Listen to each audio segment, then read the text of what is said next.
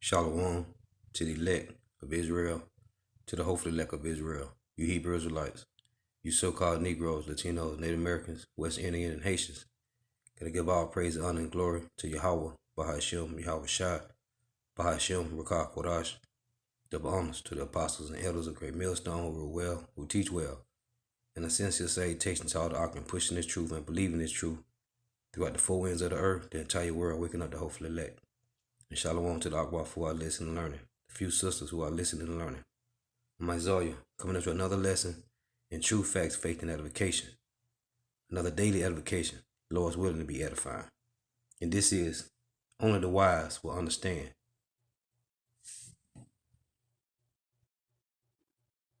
Well, Genesis 6, verses 1 to 4 is a difficult text.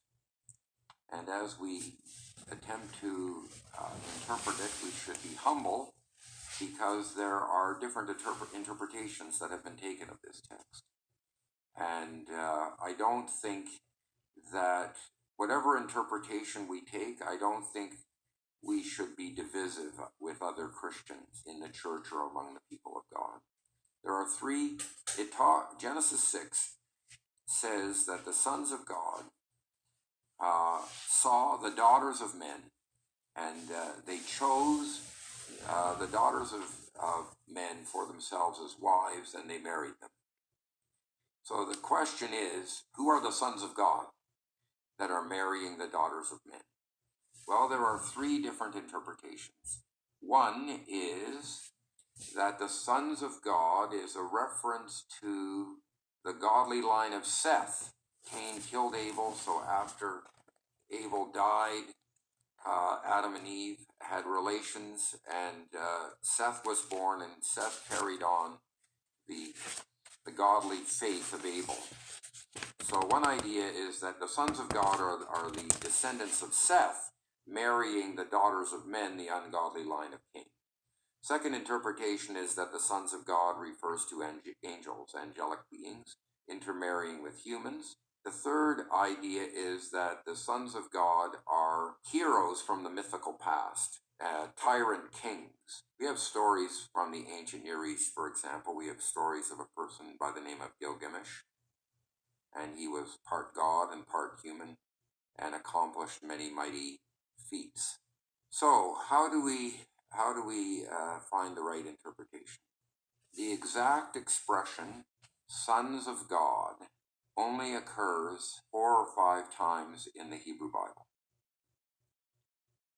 We have one occurrence here in Genesis 6. We have 2 occurrences in the introduction to the book of Job. In the introduction to the book of Job, we see God gathering in his heavenly court, his heavenly assembly, with the angels. The angels are called sons of God there. There's another occurrence in the book of Job, Job chapter 38, where God is challenging Job, and he says, where were you when I created the world? When he created the world, the sons of God sang for joy. So it seems to, it also seems to be a very clear reference to angelic beings. The last occurrence is in Aramaic in the book of Daniel. When the king looked into the furnace, he saw four people there, and it says that one looked like a son of God, which would mean a divine being, an angelic being. There are that was Yahweh Shai, man. Okay? That appeared in the furnace with the 3 holy children. Only 5 occurrences in the entire Bible where we have the exact expression Son of God or sons of God, and it always refers to angelic beings. We must distinguish this use from other places. There are other places in the Bible where they indicate that the relationship of a human to God is like a father-son relationship. So Adam and God have a father-son relationship. In the covenant that God makes with David, God and David have a father-son relationship. But it doesn't actually say that Adam is a son of God. doesn't use that linguistic expression, and it doesn't say that David is the son of God. So the only time that linguistic expression occurs in the Bible, it always and very clearly refers to angelic beings. We also have the witness of the New Testament. So there are two passages in the New Testament that refer to this. One is 2 Peter chapter 2, and the other is the book of Jude. And both of these texts are very closely related to each other. In 2 Peter chapter 2, Peter is talking about how difficult days are coming for the Christians. And there will be people who deny the faith, who deny the truth about Jesus Christ, the truth about his work, who deny the gospel. There will be false teachers, and they will bring corruption into the church and destruction into the church. What Peter does is he appeals to the Old Testament, and he says, well, if God could deliver his faithful people in difficult times in the Old Testament, then he will be able to do it in the New Testament as well. Peter refers to two examples in the Old Testament. One is the story of of Genesis 6 and Noah, and the other is the story of Lot being rescued from the destruction of Sodom and Gomorrah. And if you look in the Greek text of 2 Peter, it's very clear that there are two examples and not three examples by the use of the word and. So if God did not spare the angels who sinned, and he delivered Noah, and he did not spare the cities of Sodom and Gomorrah, and he rescued Lot. So there are two examples joined by the word and each example has two parts, a negative part and a positive part, a negative part and a positive part. So you see, these Idumeans don't understand the scriptures, man. Okay, Daniel 12 and 10 said the wicked would not understand. Now, I'm going to read this verse that he was quoting. 2 Peter chapter 2, verse 4. It reads, for if God spared not the angels that sin. First off, angels don't sin, right? Angels cannot sin. They are in the spiritual realm. Okay? They do the work of the Most High, man. It tell you that in 2 Thessalonians 2 Chronicles 18:18 that the angels of the Lord are on the right hand and on the left, man. Okay? You got the right hand angels and you got the left hand angels. And they don't sin against the Lord. Okay? Satan never sinned against the Lord. He never rebelled against the Lord. So they don't understand, man. It reads 2 Peter 2 and 4. For if God spared not the angels that sinned, but cast them down to hell, meaning in a condition, a judgment, and delivered them into chains of darkness to be reserved unto judgment. Okay? Let's read the one in Jude. This is Jude 1 and verse 6. And it reads, and the angels which kept not their first estate, but left their own habitation, he had reserved in everlasting chains under darkness unto the judgment of the great day. Okay? So, the angels which kept not their first estate is not talking about the ones in the spiritual realm with the Most High Yahweh and His Son Yahushua. The angels that sinned. Angels don't sin, man. They don't eat. They don't have sex. Okay? They are angels, man, in the spiritual realm. So it's the angels that sin. Who is that talking about?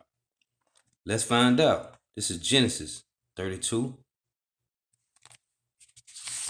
This is Genesis 32 and verse 22. It reads, and he rose up that night and took his 2 wives and his 2 women servants and his 11 sons and passed over the ford Jabbok, and took them and sent them over the brook and sent over that he had. And Jacob was left alone, and there wrestled a man and Jacob, Genesis 32 and 24, and Jacob was left alone, and there wrestled a man with him until the breaking of the day. Okay? Until the breaking of the day, man. However long time that is, that was a long period of time. And Jacob was left alone, and there wrestled a man with him until the breaking of the day. And when he saw that he prevailed not against him, when the angel saw that he prevailed not against Jacob, he touched the hollow of his thigh, and the hollow of Jacob's thigh was out of joint. So the angel had to dislocate Jacob's thigh, man, to make him let him go. But Jacob didn't let him go. And he wrestled with him, and he said, "Let me go." This is what the angel telling Jacob. "For the day breaketh." And he said, "I will not let thee go, except thou bless me." Okay? And he said unto him, "What is thy name?" And he said, "Jacob." Verse 28. And he said, "Thy name shall be called no more Jacob, but Israel, for as a prince have thy power with God and with men, and has prevailed. So your name shall no more be Jacob, but Israel, for as a prince has thy power with God." Okay? Israel in the Hebrew is Yasha Allah. He prince power. Okay? And before it was called prince of the power, prince prince with power, prince of power with the Most High Yahweh, it was sons of God, man. Okay? So, and he said, "Thy name shall be no more Jacob, but Israel. As for a prince that has power with God and with men and has prevailed." Okay? Now let's read the other one in Hosea. This is Hosea chapter 12 and verse 3. And it reads, "He took his brother by the heel in the womb, and by his strength he had power with God." Yasha Allah. He prince power. Israel, man. Okay? Jacob. His name was changed to Israel. Who is this, man? The princes of the Most High, man. Now, when you go to Psalms 82 and 6, it reads this: "I have said, ye are gods, and all of you are the children of the Most High." Who are this talking to? This talking to the Israelites, man. So-called Negro, Latinos, and Native Americans, man. Okay? Sons of the Most High, man. Children of the Most High. Yasha Allah. Princes of the Most High, man. Okay? So they don't understand these scriptures, man. As I tell you in Daniel 12 and 10. They don't have understanding. Okay? They have some form of understanding, but the Lord didn't give them the spirit to understand these scriptures. So let's go back and let's play a little more of this. Peter is talking about the angels who sinned. He's very clearly talking about Genesis chapter 6 because Right, in Genesis 6. And who's the angels that sinned? The Israelites, man. Okay, the men. The so-called Negro, Latino, and Native American men. Okay? Of the 12 tribes of Israel. We are those sons of God. We are those angels that sin, man. Because angels don't sin. this is connected with the story of Noah. Some people say, well, no, he's not talking about Genesis 6. Well, then my question to them is, if Peter is trying to encourage his readers from well-known stories in the Old Testament, and if the angels who sinned is not Genesis 6, then where else is the story? Right, that's facts, man. Okay? That's like I say, they got some form of understanding, but they don't know this truth, man. Okay? And he right, man. If it ain't talking about them that's in Genesis 6, who is talking about? It's talking about us, man. Hebrew Israelites, so-called Negro, Latinos, and Native Americans. There is no other story in the Old Testament that it could be referring to. Some people... Well, it is another story. I just read it. It's in Genesis 32, man. Okay? When Jacob's name was changed to Israel. Okay? That's where it started at, man. Right there. In Genesis 32, man. Okay? When Jacob's name was changed to Israel. People think that it's the fall of Satan, but as we're going to see when we talk about that, there is no story There is no story in the Old Testament that describes the fall of Satan. You see that? That's facts. Now these Christians try to use Isaiah 14 and 12 when they say how thou fallen from heaven, O Lucifer, son of the morning. See, even he know that story is not talking about Satan falling, man. Okay? Even this guy know that, man. But these wacky tacky Christians believe that that's talking about Satan falling. That's talking about the devil falling from out of heaven, man. No, man. And you see, this guy told you plain and simple, there's no story in the Bible that reference Satan falling to the earth, man, or fell from grace. You see that? Peter is very clearly alluding to Genesis 6. Jude is doing the same thing, and it's very obvious in the book of Jude because he's talking about people who are false teachers, people who are going to deny the faith, and he also appeals to the Old Testament and shows how God delivered his people in the past, and he will do so in the future. You see, he said God will deliver his people, okay? His people. Also refers to two events. He refers to angels who abandoned their proper home, dwelling place, their proper home. He also talks about the cities of Sodom and Gomorrah. And he says, since they, in the same way as these, committed strange immorality. Well, in the Greek text, the they refers to the angels. And the same way as these, the these refers to the cities of Sodom and Gomorrah. So what the story of Genesis 6 has in common with the story of Sodom and Gomorrah is that there's an abnormal form of sexuality going on. If God can deliver his people from even the strangest perversions, then he will deliver the people who are listening to Peter and the people who are listening to Jude. He will deliver us. Now, there is no us. That's only the Israelites. There's no everybody. Okay, if you're not from the seed of Jacob, Israel, then there's no delivering us. It's so-called Negro, Latinos, and Native Americans. And see, another good point to prove to you that they don't understand these scriptures, man. This is Second Ezra, chapter 1. Let me see.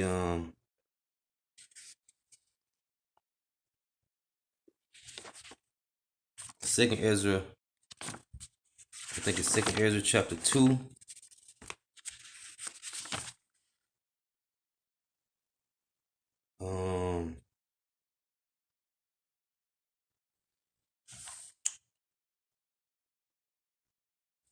Let me let him speak on it, and I'm gonna find his precept. Someone might come to me and say, well, Jesus in the Gospels says that the angels in heaven neither marry nor are given in marriage. So it's impossible for an angel to have physical relations with human women. Well, they're not reading the Gospels accurately and clearly because Jesus is saying that when in the resurrection, when Jesus returns at the end of history, we who are resurrected are not going to marry because we're going to be like the angels in heaven. Notice he says the angels in heaven, and Jude says they left their proper dwelling place.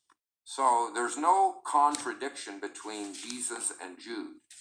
In heaven, the angels don't marry. In Jude, they abandoned their proper dwelling place and they go to commit strange immorality. So there's no confusion. So it seems very clear. Genesis 6 is telling us that these are angels who are marrying humans, and Jude and Peter are telling us that is the correct interpretation. Right, and that's facts, man. The angels, which was the Israelites, they came into the daughters of men, man. So like he said, people teach that the angels don't have sex. And the angels in heaven don't have sex, man. That wasn't talking about angelic beings, man. What it's called in 1 Corinthians, celestial bodies, right? The angels. And then you got terrestrial, which is the ones on earth. That ain't talking about the angels in heaven don't have sex, man. So the sons of God that came to the daughters of men were Israelites. Okay? And I'm looking for the precept in Second Ezra, chapter right here, Second Ezra chapter 1 and verse 39. And see, this clearly tell you, man, who Peter and Jude was talking about, man. Okay, and even in Psalms 82, man, it said, "Ye are all, I have said, you are all gods, and all of you are the children of the Most High," man. Talking to you, so-called Negro Latino Native Americans. This is Second Ezra chapter 1 and verse 39. "Unto whom I will give for leaders Abraham, Isaac, and Jacob, Oshel, Amos, and Micah, Joel, Abdias, and Jonas, Nahum, and Habakkuk,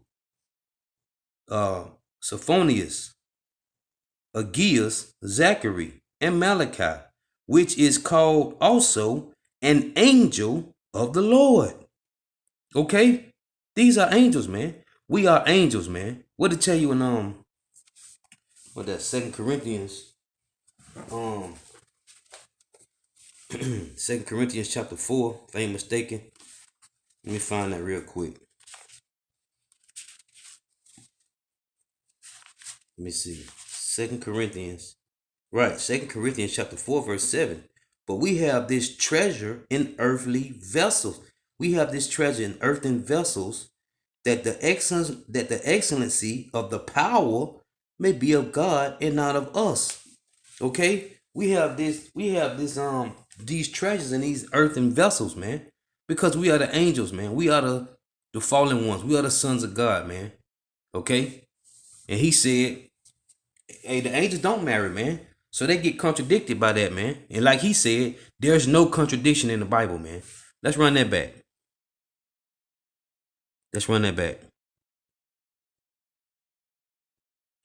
In the resurrection, when Jesus returns at the end of history, we who are resurrected are not going to marry, because we're going to be like the angels in heaven. That's a lie. You see? It going off. And I'm going to get the precepts on it. Now, let's read this. Let's start with these first. Let's get Psalms 132 and verse 10. And see, they don't understand these scriptures, man. Okay? They don't understand. This is Psalms 132. How we going to repopulate the kingdom if we ain't going to have no sex? And the kingdom of heaven is going to be here on earth. Okay? It ain't going to be in the sky, man. This is Psalms 132 and verse 10. Listen to this. "For thy servant David's sake, turn not away thy face of thy anointed. The Lord Yahweh hath sworn in truth unto David, he will not turn from it.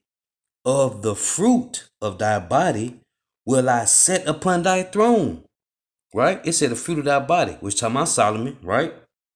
"If thine children will keep my covenant and my testimony that I shall teach them, their children shall also sit upon thy throne forevermore." How is that possible? Verse 13. Psalms 132 and 13. "For the Lord Yahweh hath chosen Zion, he hath desired it for his habitation." That's forever, man. So if we ain't gonna have sex in the kingdom, how are the seeds of David gonna sit on the throne evermore, man? It don't make no sense. So now he's contradicting himself because he don't know the scriptures. Let's get another one. This is Psalms 128 in verse 3. It reads, "Thy wife shall be as a fruitful vine by the sides of thine house, thy children like olive plants round about thy table. Behold," it say, "that thus shall the man be blessed that feareth the Lord. The Lord shall bless thee out of Zion, and thou shalt see the good of Jerusalem all the days of thy life. Yea, thou shalt see thy children's children, and peace upon Israel." This talking about the kingdom of heaven, which is going to be here on earth, man. Let's get another one. This is Psalms 127:3. And it reads, "Lo, children are an heritage of the Lord Yahweh, and the fruit of the womb is his reward. That's another cut. That's another cut of what he's talking about, man. Okay, let's get one more. Okay, hey, this showing you that we're gonna have kids in the kingdom, man. This is Isaiah 60 and 20. Hey, these Idumeans, they don't know these scriptures, man. It's Isaiah 60 and 22. A little one shall become 1,000, and a small one a great, and a small one. Read again, Isaiah 60 and 22. A little one shall become 1,000, and a small one a strong nation. Our Lord Yahweh will hasten it in his time. This time out in the kingdom of heaven, which is going to be here on earth, man. So what this guy talking about? Let's go on. Notice he says the angels in heaven, and Jude says they left their proper dwelling place. So there's no contradiction between Jesus and Jude. Facts. In heaven, the angels don't marry. In Jude, they abandoned their proper dwelling place and they go to commit strange immorality. So there's no... How do the angels do that? This ain't talking about the angels in the spiritual realm, man. It's talking about us, Negro, Latinos, and Native Americans, man. Okay? The angels of the Lord, man. I just read to you in 2nd Ezra, man. Okay? Chapter 1, verse 39, man. Habakkuk, Micah, Obadiah, okay? Amos, Abraham, Isaac, and Jacob. We are angels, man. Okay? There's no confusion. So it seems very clear. Genesis 6 is telling us that these are angels who are marrying humans, and Jude and Peter are telling us that is the correct interpretation. Facts. The next piece is, who are the Nephilim? In verse 4 of Genesis 6, it says the Nephilim were on the earth in those days, and also afterward, when the sons of God had relations with human women, and they bore children of them. End of sentence. Hey, angels don't have kids, man. Hey, let's read the one in Hebrews, man. Let's see what Yahweh said. It's Hebrews 2 and 14. For as much then as the children are partakers of the flesh and blood, he also himself likewise took part of the same. So it was no virgin birth. Gabriel didn't impregnate Mary, man. The Lord deal with a lineage. Read Matthew 1 and 1, man. Okay? Read Luke chapter 1, man. Luke chapter 2. The Lord deal with a lineage.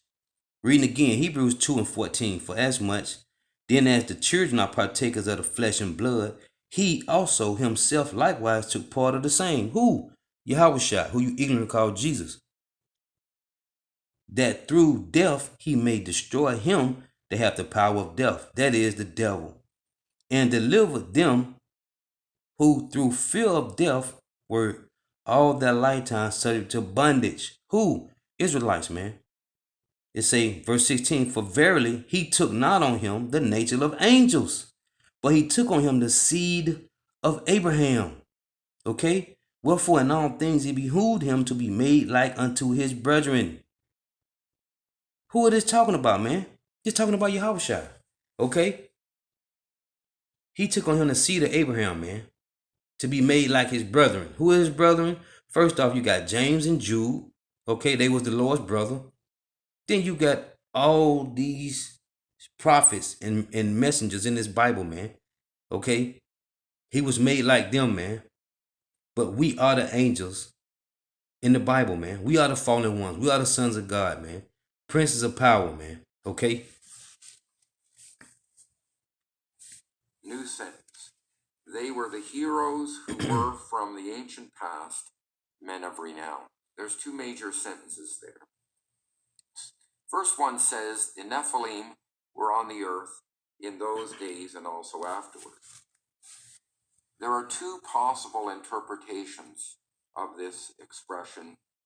They were on the earth in those days and afterward. What does that mean? They were there in those days and afterward. Well, some people think this means that the Nephilim were the children that came from the angels who married the women in Genesis 6, verses 1 to 3, and that the Nephilim were the product of these unnatural unions, and they... Man, that's talking about us, man. Okay? Before the flood, right? Then after the flood, you had who? Noah, and his 3 sons, man. Okay? Sons of God, man. Princes of power, man. Okay? Before the flood and after. That's what it's talking about, man. They appeal to texts from the 3rd century BC and 2nd century BC, the so-called Enochic traditions, the traditions about Enoch, where the Nephilim are interpreted as giants. There's another interpretation that's possible. When it says the Nephilim were there in those days and also afterward, it could mean that before the angels had sex with the human women, the Nephilim were there, and they were also there after the angels had sex with women. So it could mean that the Nephilim had nothing to do with the angels marrying the humans. Hey, and listen, man. That's the facts, man. Listen, Nephilim, these back in the ancient time, men was of higher stature, man. Today, if you look at Shaq compared to Kevin Hart, man, Shaq will be a giant, man. Okay? Shaq will be a giant compared to me, man. Okay, they were just men of high stature, man. That had nothing to do with the sons of God coming into the daughters of men. The sons of God coming into the daughters of men. They had nothing to do with no giants, man. Okay? Nephilim just mean fallen, man. The fallen ones, man. Which was the sons of God. Period, man. It ain't rocket science. I think that is the correct interpretation for 2 reasons. First of all, I examined every occurrence of this expression and also afterward. I went to the Hebrew Bible, I looked up every occurrence of this phrase, and I examined how it was used. And the second interpretation best fits and suits how this word is used. So when it says they were there in those days and also afterward, it means the Nephilim were there before angels cohabited with humans, and they were there after angels cohabited with humans. There's a second reason why this is the correct interpretation. The last sentence says they were the heroes who were from the ancient past, the men of renown. This sentence does not begin with and. Now that's very, very important. Almost every sentence in the Hebrew Bible begins with and. When a sentence does not begin with and, it does so for 2 reasons. It could be because it's beginning a new section, or secondly, because it's making a comment on the previous sentence, what we would call a footnote. It's very clear that this sentence is not beginning a new section, but it's acting like a footnote on the previous sentence. So the previous sentence is saying that the Nephilim were there before the angels and the humans cohabited, and they were there after. And it's making a brief comment that they were the ancient heroes. In this case, what Moses is doing is he's demythologizing the Nephilim. You notice, one of the things that we should notice is the text doesn't tell us who the Nephilim were. What does that mean? Why doesn't the text tell us who they were? Because they were well known to the first readers of this text. The first readers of this text knew who the Nephilim were and didn't need that explained to them. And all Moses is saying is, look, whoever you think these heroes are, like Gilgamesh, these ancient heroes, these men of renown, you've read about them in the ancient mythologies. Whoever they were, they're not part of this story. They don't come from the cohabitation of angels and humans. And I think that's the correct interpretation. But the problem is, this has been a difficult text to interpret. And it has not always been interpreted correctly down through the centuries. And in the 3rd century BC and the 2nd century BC, they came to an incorrect interpretation. They thought that the Nephilim were giants who were produced by angels cohabiting with humans. And this got into the book of Enoch. And Paul warns his readers against this because he says in his letters to Timothy, don't argue over endless genealogies and foolish myths. This is a direct reference to the book of Enoch, which has a long genealogy of all the angels until you finally come down to Satan. And then they blame all the evil in the world on Satan. What they're trying to do is they're trying to blame chaos and death and evil in the world on angelic sin instead of blaming it on human sin.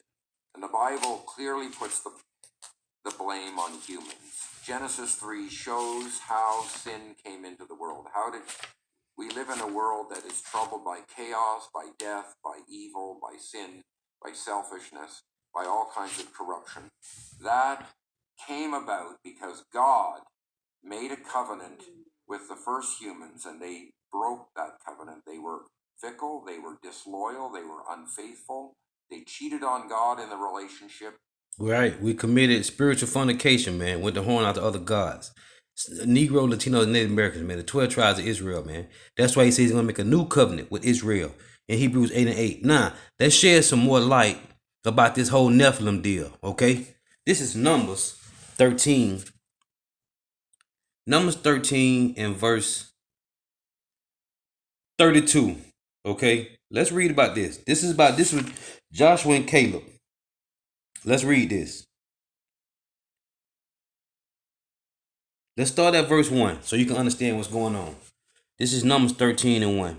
And the Lord Yahweh spake unto Moses, saying, Send thy men that they may search the land of Canaan, which I give unto the children of Israel. Of every tribe of their fathers shall ye send a man, every one a ruler among them. And Moses, by the commandment of the Lord Yahweh, sent them from the wilderness to Paran. All those men were heads of the children of Israel. Okay? Let's understand this. So it tell you, let's read it. And these were the names of the tribes of Reuben. Okay? Then it say of the tribe of Simeon, of the tribe of Judah, Caleb, the son of Jephunneh. It say of the tribe of Issachar, okay? Of the tribe of Ephraim, of the tribe of Benjamin, of the tribe of Zebulun, of the tribe of Joseph, okay? Of the tribe of Manasseh, it say, in the tribe of Dan, and the tribe of Asher, and the tribe of Naphtali, and the tribe of Gad, okay? Get you to understand what's going on. The Lord say, send men to scope out the land. Now, it's a good story. You can read the story, but let's get to the point. The point is verse 32 and 33. So let's read Numbers 13 and 30. And Caleb stilled the people before Moses and said, Let us go up at once and possess it, for we are well able to overcome it. But the men that went up with him said, We be not able to go up against this people, for they are stronger than we. Okay? We're understanding about the Nephilim, okay? About the giants that was in the land in those days. They just was men of stature, man, high stature. Verse 32 say, Numbers 13 and 32, and they brought up an evil report of the land, which they had searched unto the children of Israel, saying, The land through which we have gone to search, it is a land that is a land that eateth up the habitation thereof, and all the people that we saw in it are men of great stature. Okay? They are men of great stature. That's all it means, man. Okay? Verse 33. And there we saw the giants, the sons of Enoch, which come of the giants, and we were in our own sight as grasshoppers, and so we were in their sight as grasshoppers. Okay? Let's read again. And all the people that we saw in it are men of great stature. And there we saw the giants. They were just men of great stature, man. Like I said, Shaquille O'Neal to Kevin Hart is a giant, man. You people don't have no understanding of these scriptures, man. Why? Because you don't read and study, man. They just men of stature. That's why they was before and after, okay? and going into before the flood and after the flood, man. Okay? And they rebelled against him. And so when Jude quotes and refers to this material, he's showing that it's the sin is in the world because of human rebellion, not because of angelic sin. Right. Hey, that's facts, man. Okay? That's facts, man.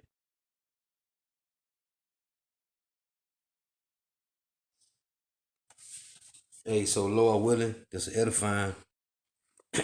Matter of fact, let me read two more precepts before I close out. Now the scriptures say, Revelation 21, we know the kingdom of heaven is gonna be on earth, and we gotta repopulate the earth. Okay? That's why I say a little one should be 1,000, man. Okay? A little one should be 1,000. It's Revelation 21:1. And I saw a new heaven and a new earth. For the first heaven and the first earth were passed away, and there was no more sea. Why would the first heaven and the first earth passed away? Because of the fire, man.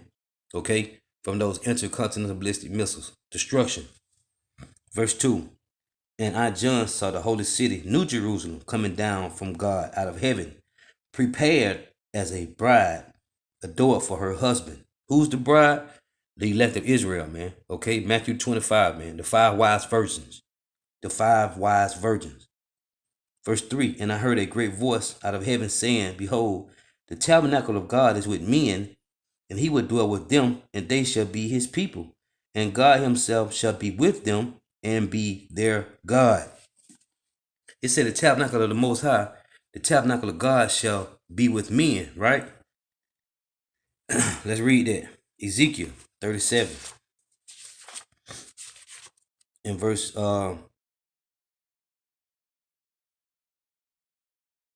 Ezekiel 37 and 19. It reads, Say unto them, Thus saith the Lord Yahweh power, Behold, I will take the stick of Joseph, which is in the hand of Ephraim and the tribes of Israel, his fellows, and will put them with him, even with the stick of Judah, and make them one stick, and they shall be one in my hand, and the sticks whereon thou writest shall be in thy hand before thy eyes.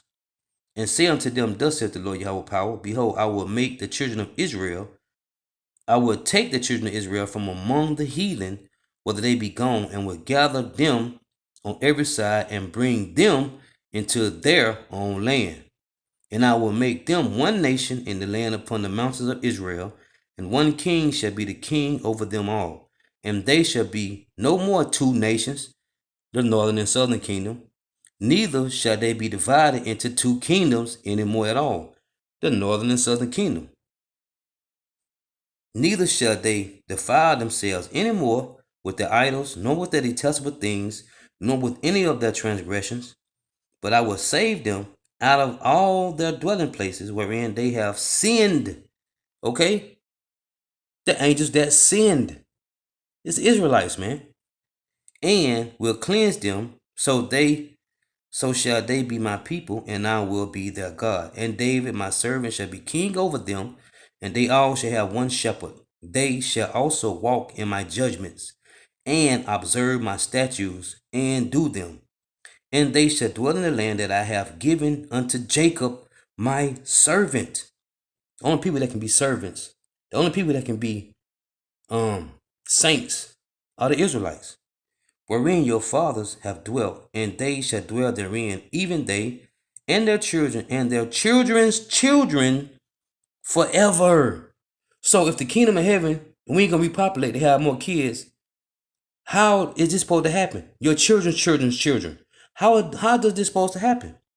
And my servant David shall be their king forever. Moreover, I will make a covenant of peace with them. It shall be an everlasting covenant with them. Who? Israelites. Okay? And I will place them and multiply them, and will set my sanctuary in the midst of them forevermore. My tabernacle also shall be with them. Just said the same thing in Revelation 21 and 3. The tabernacle of the Most High is with men. What men? Israelite men, so-called Negro, Latinos, and Native Americans. I read again. Ezekiel 37:27. My tabernacle also shall be with them. Yeah, I will be their God, and they shall be my people, and the heathen shall know that I, the Lord Yahweh, do sanctify Israel, when my sanctuary shall be in the midst of them forevermore. Israel, man. Okay? Let's read this. Revelation 5 in verse 9 and 10. And it reads,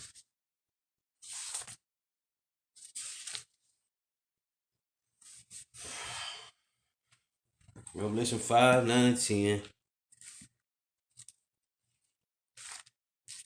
Okay? So this further proves the point, man.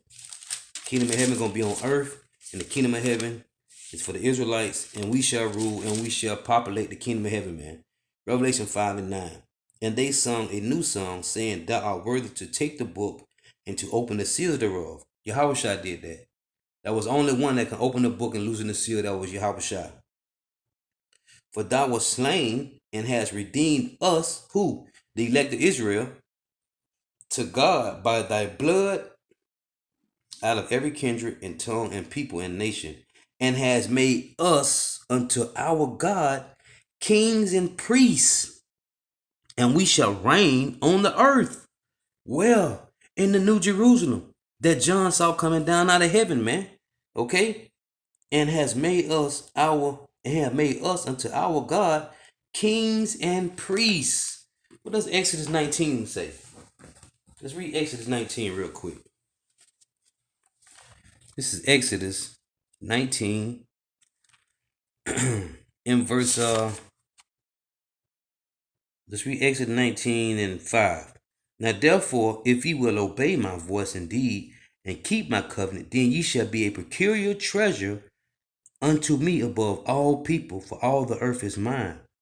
And ye shall be unto me a kingdom of priests and holy nation. And in holy nation, these are the words which thou shalt speak unto the children of Israel. Nobody else can't come into this, man. Let's close with this. Isaiah 59 and 20 reads,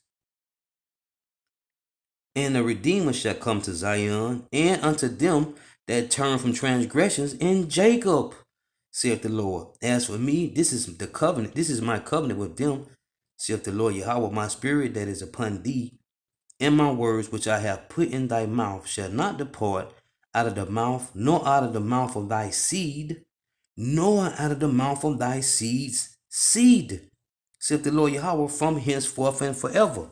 So, that proves to you, the scriptures I brought out, we're going to repopulate the kingdom, man. Once the kingdom is established on the earth, man, when the Lord wipes away and when he clean the earth off, man, the new heaven and new earth, man, okay? It's going to be filled. A little one shall become 1,000, man. And that cannot happen without having sex, man. Okay? Repopulating the kingdom, man. And so with that, gotta give all praise, honor, and glory to Yahweh. Bahashim Yahweh Shai, Bahashim Rakak Wadash. Double honors to the apostles and elders of great millstone who rule well, who teach well. And a sincere salutation to all the ark and pushing the truth and believing the truth throughout the four winds of the earth, the entire world, waking up the hopeful elect, and shalom to the walk who are listening and learning, a few sisters who are listening and learning. Hey, till next time, Lord willing, shalom.